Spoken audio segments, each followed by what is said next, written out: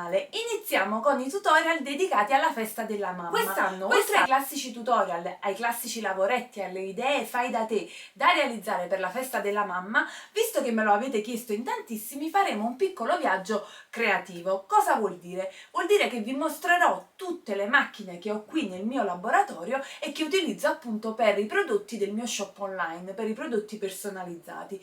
Vi mostrerò quindi come lavoro con la mia ricamatrice, come lavoro con il mio plotter da taglio, come lavoro appunto con le stampe in DTF e oggi iniziamo dal vedere come lavoro con il laser. Andremo infatti a personalizzare una collana di acciaio inossidabile che si acquista appunto così grezza e che poi vado a personalizzare con il mio laser. È più facile a farsi che a dirsi, vi mostrerò appunto come lavora il laser e se avete domande non esitate a scrivermelo nei commenti, sarò felice appunto di rispondere alle vostre curiosità. Vi metto nella descrizione di questo video il link di tutto il materiale che utilizzo, però di spostarci di là, perché come sapete il laser è molto grande e quindi non entra nel mio laboratorio, vi ricordo di seguirmi sui miei canali social, che sono Facebook, Instagram e TikTok. Vi ricordo inoltre del mio shop online www.usalemani.com, dove troverete tutte le mie creazioni, anche quella che andremo a realizzare oggi, e tantissimo materiale per creare. Non mi resta che augurarvi buon tutorial!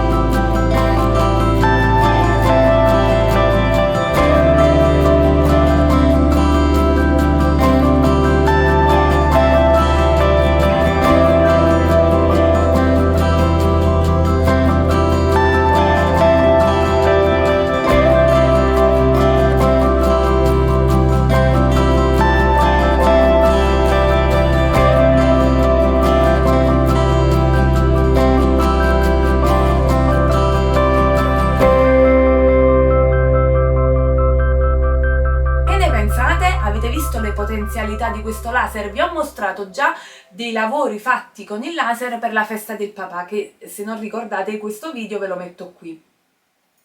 Oggi vi ho fatto vedere una piccola ideuzza che si può realizzare appunto grazie al mio laser, che vi ricordo io ho un laser XTool S1.